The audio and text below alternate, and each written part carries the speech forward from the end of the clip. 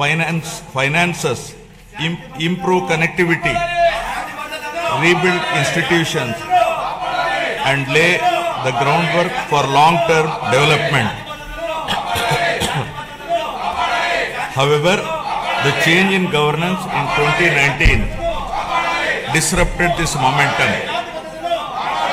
Systemic governance failures emerged, growth stalled, financial stress intensified, institutions destroyed, total anarchy with breakdown of law and order, arbitrary restrictions placed through misuse of Section 22A, and key sectors such as infrastructure, power, irrigation suffered serious setbacks.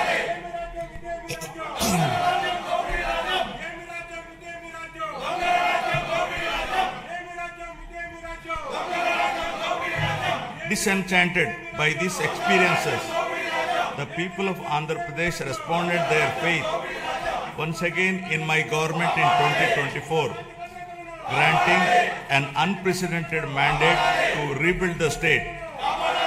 The decisive verdict of electing National Democratic Alliance government reflects their deep trust and confidence in the leadership of Honorable Chief Minister Sri Nara Chandrababu Naidu Garu, the committed partnership of Sri Pawan Kalyan Garu, Honorable Deputy Chief Minister, and the continued guidance and support of Honorable Prime Minister of India, Sri Narendra Modi Garu. Over the last 19 months, my government has followed a calibrated path from revival towards ascendance. Immediately after assuming office, an interim finance plan was placed to stabilize governance and address urgent obligations. This was followed by our first budget, prepared within a short span, which focused on delivering Super 6 and other welfare measures and restarting development activity. Over the next 9 months, corrections were made in policies, system, and expenditure priorities. We then presented a full year budget anchored in a long-term vision. Today, governance has moved beyond revival with welfare, development, and governance aligned to future-ready models.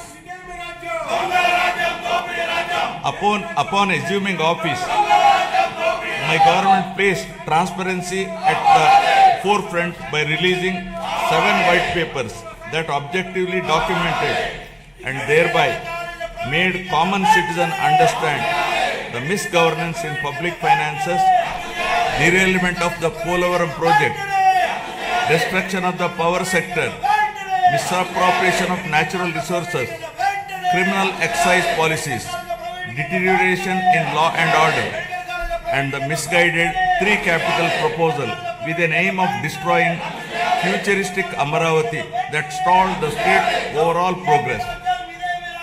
By openly acknowledging the problems, my government demonstrated transparency and seriousness of intent. Rather than treating them as standalone reports, government viewed these papers as a starting point for course corrections. Present phase of governance is extremely critical and cannot be considered business as usual. It calls for a clear roadmap and a shared resolve for transformative governance. Accordingly, the government has unveiled the Swarnandhra Vision 2047, placing families and communities at the heart of development. This vision seeks to harmonize prosperity with dignity, growth with equity, and ambition with sustainability. It is in this transformative journey, the state draws inspiration from the timeless wisdom of our civilizational heritage, reflected in the Pavamana mantra from the Brahadakaranyaka Upanishad, Asatoma Sadgamaya. Asato ma Sadgamaya, Tamaso ma Jyotirgamaya, Mrityur ma Amritagamaya. Building on this spirit of course correction, my government has articulated the Padi Sutralu as guiding principles for governance, designed to balance welfare with development and to create a virtuous circle where economic growth through sustained investments generates wealth that strengthens social well-being and social empowerment fuels sustained progress. These principles serve as a moral and administrative compass, placing people at the center of policy while ensuring fiscal prudence, institutional integrity, and long-term sustainability.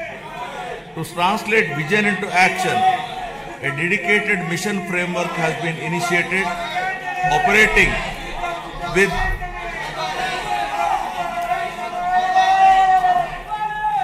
To translate this vision into action, a dedicated mission framework has been initiated, operating with clearly defined objectives, milestones, and accountability mechanisms.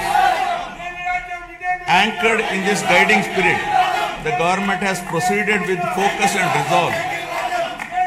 The Swarnandhra vision lays out a clear economic pathway, aiming for sustained high growth to build a rupees 308 lakh crore economy with a per capita income of rupees 55 lakh by 2047.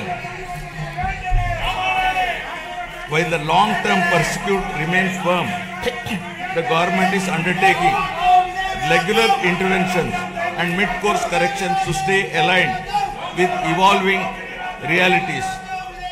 A structured review and monitoring framework has been instituted with periodic conferences of ministers, secretaries and district collectors to assess progress, address bottlenecks and implement timely course correction, ensuring accountability and continuity in execution.